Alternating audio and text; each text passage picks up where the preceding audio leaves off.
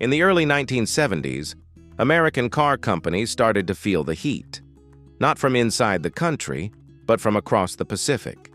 Toyota, Datsun, Volkswagen were gradually taking over American roads with cars that were compact, fuel-efficient, and surprisingly durable. Ford wasn't out of the game. They had the Falcon, a compact model that used to be very popular.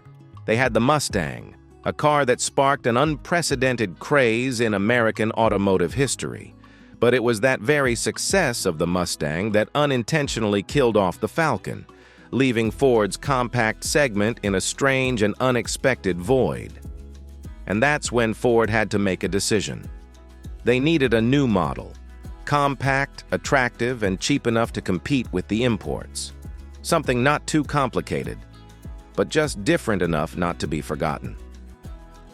In April of 1969, Ford launched their answer, the Maverick, a brand new compact car introduced on the Mustang's 5th birthday. But this wasn't just a filler car. The Maverick was a clever play in design, in strategy, and even included a bit of borrowed styling from a rival. Because behind that tidy little body was a clear resemblance to one of General Motors' most iconic creations, the Oldsmobile Toronado. You think a cheap compact car can't look cool? Wait until you see how boldly Ford took inspiration and turned that borrowed look into a design statement of its own. Today's story will make you see the Maverick in a whole new light. Let's dive in. Maverick was born at a time when Ford was caught between two waves. By the late 1960s, the tide was turning. Japanese and European automakers weren't just showing up, they were making serious noise. Small, affordable, easy on gas, and stubbornly reliable. Their cars started showing up in driveways across America. At the same time, Ford found itself in a strange spot. They had the Falcon, a trusty compact that had done well throughout the early 60s, and they had the Mustang, which, by 1965, had exploded into a full-blown cultural phenomenon. But here's the twist. The Mustang's success came at a price. It stole the spotlight and the sales from Falcon. Buyers didn't want practical anymore. They wanted flair, fun, personality. And with that, the Falcon's numbers dropped like a rock. Ford suddenly found itself with a hole in its lineup. Mustang had become the new star. Falcon was fading, and the imports were circling. They needed something fresh. Something that could compete on price, hold its own on looks, and offer just enough excitement to stop people from walking straight to a Datsun dealer. And so, on April 17, 1969, exactly 5 years after the Mustang was born, Ford unveiled the Maverick.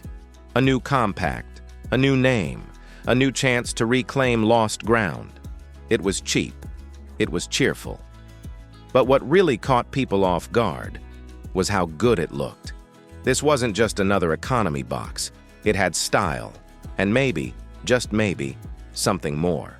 A compact that looked anything but ordinary. At first glance, the Maverick looked simple, clean, compact, almost modest. But look a little longer, and the details begin to speak.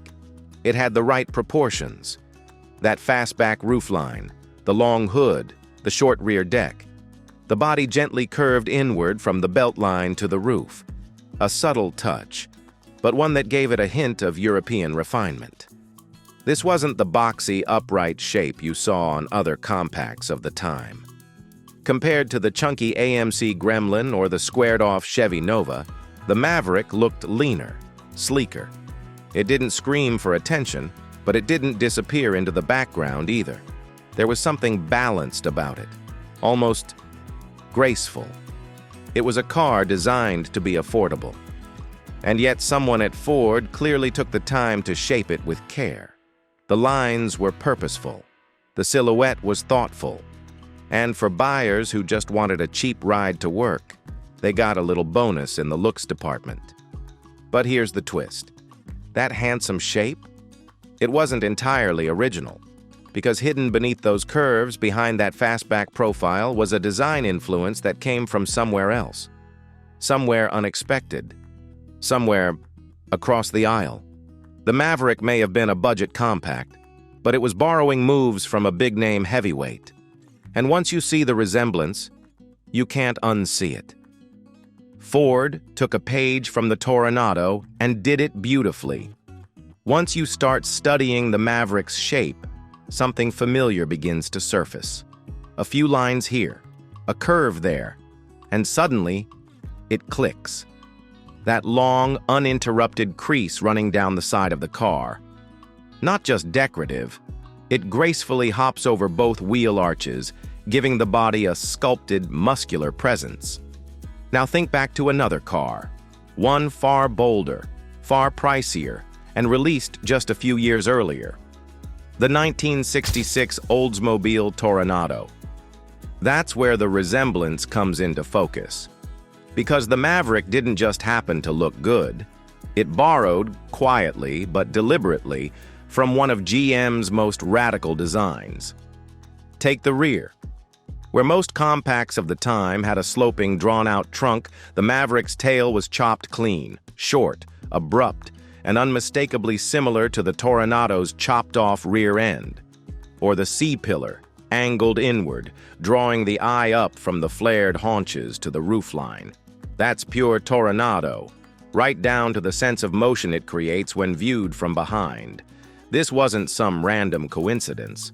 It was a smart, subtle homage to a design that had turned heads just a few years earlier. The Maverick may have been marketed as basic transportation, but Ford's designers knew exactly what they were doing. And the more you look, the clearer it becomes. This little compact was walking in some pretty big footsteps. The Coke bottle curve, outdated maybe, but Ford wasn't letting go. By 1971, Ford rolled out the four-door Maverick, a practical move to broaden the lineup. Longer wheelbase, more rear leg room, easier to get the kids in and out. But here's the surprise. They didn't just stretch the body. They kept the shape and the style right where it was. That same rising character line still ran from front to back, hopping over the wheel arches with confidence. But if you look closely at the rear, especially over the back wheels and into the C-pillar, you'll notice something else. The body swells out, then tucks back in. That, right there, is classic Coke bottle styling.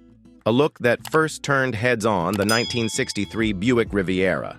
That gave the Studebaker Avanti its muscle. That defined American curves in the mid-60s. But by the end of the decade, that style was already on the way out. Designers were moving toward crisp lines, sharper angles, and flat-sided panels. The Coke bottle shape? Many thought it was dated, a relic of a wilder, flashier time. Ford didn't care. They held on to it with the Maverick. They doubled down with the Torino. They weren't chasing fashion.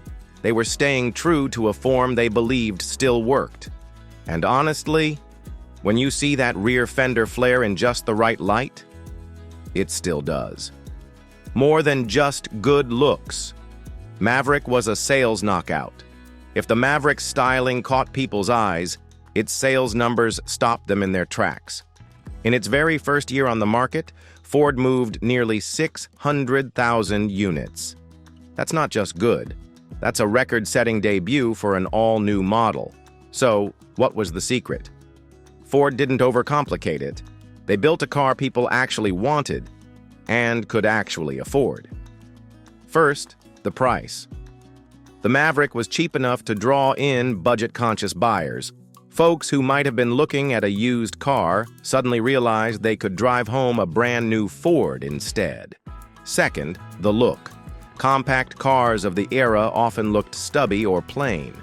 The Maverick's sleek proportions and subtle curves gave it a sporty edge without driving up the price tag. Third, what was under the hood? Buyers could stick with the tried-and-true inline-six, simple, durable, and easy to service. Or they could step up to the 302 cubic inch V8 for a little more punch. And if they went automatic, they got Ford's C4 transmission, a workhorse gearbox known for its reliability and ease of repair. It was the kind of package that hit all the right notes: affordable, attractive, dependable. The kind of car you didn't have to explain. You just bought it, drove it, and smiled. And for Ford, it proved that sometimes the simplest formula is the most powerful one. Maverick versus Vega. One was the real deal, the other looked the part.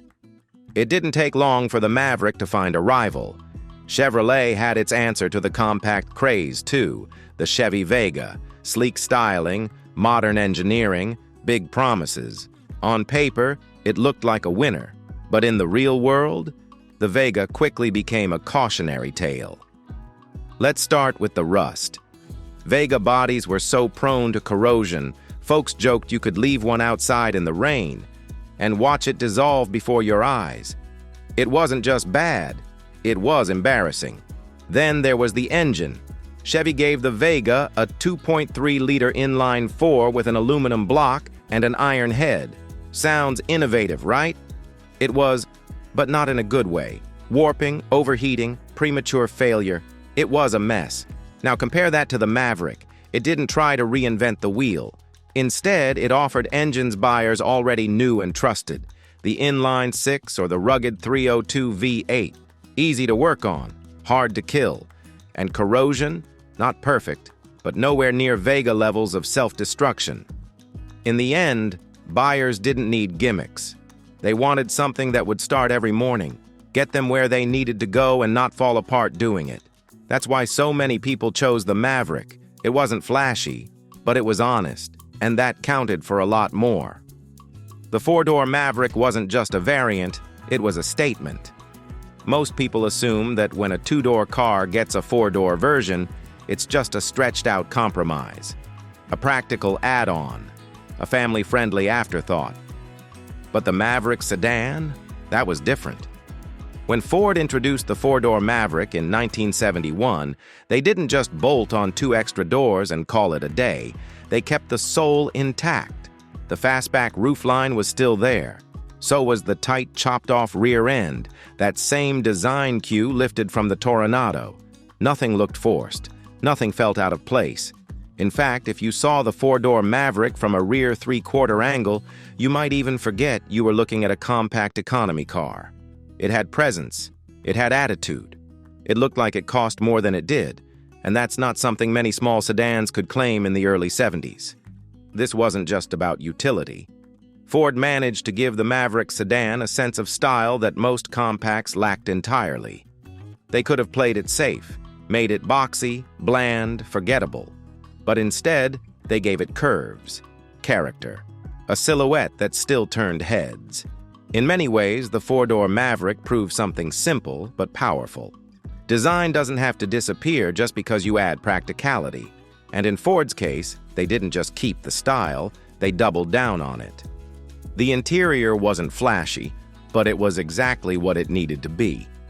Step inside a Maverick, and you won't find anything that reminds you of a Toronado. No sweeping dashboards, no plush high-end touches, no wild experiments in form or layout. But what you do get makes perfect sense. Right in front of the driver sat a pair of round gauges, clean and simple, a departure from the wide, horizontal speedometers that dominated the era. It was a small change, but one that gave the dash a slightly European feel, subtle, modern, uncluttered. The climate controls, mounted vertically, tucked into the center stack.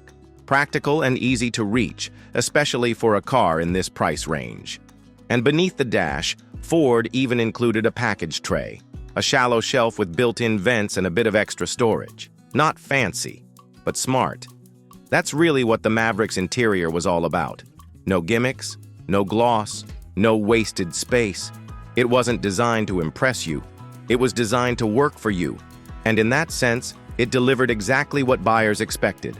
A cockpit that was straightforward, affordable, and built for everyday life. Because let's face it, chrome fades, vinyl cracks, but good layout, good ergonomics, that kind of common sense never goes out of style. And even if you don't remember every detail of the Maverick's interior, chances are it did its job quietly and never gave you a reason to complain. The Ford Maverick was never a symbol of brute power. It wasn't expensive. It wasn't luxurious, and it sure wasn't making headlines at the racetrack, but maybe that's exactly what makes it so interesting. It was born in a moment of challenge. It existed as a way for Ford to reflect and to learn from its competition. It didn't shy away from borrowing from the Toronado, the Riviera, and the design philosophies that had ruled the 1960s. And in doing so, it turned all of that into something small, affordable, and far from ordinary. Sometimes the most memorable cars aren't the ones that became legends. They're the ones that quietly showed up in American garages, on back roads, in grocery store parking lots, carrying stories that most people never stopped to notice. What about you? Have you ever seen a Maverick up close? Do you think Ford borrowed too much? Or was it a smart move and a make-or-break moment?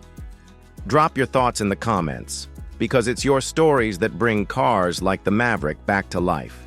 If you enjoyed this ride, don't forget to hit that like button and be sure to subscribe so you won't miss the next journey, where forgotten cars are remembered and lost chapters come roaring back to life. We'll see you next time, where passion, history, and good old-fashioned sheet metal never go out of style.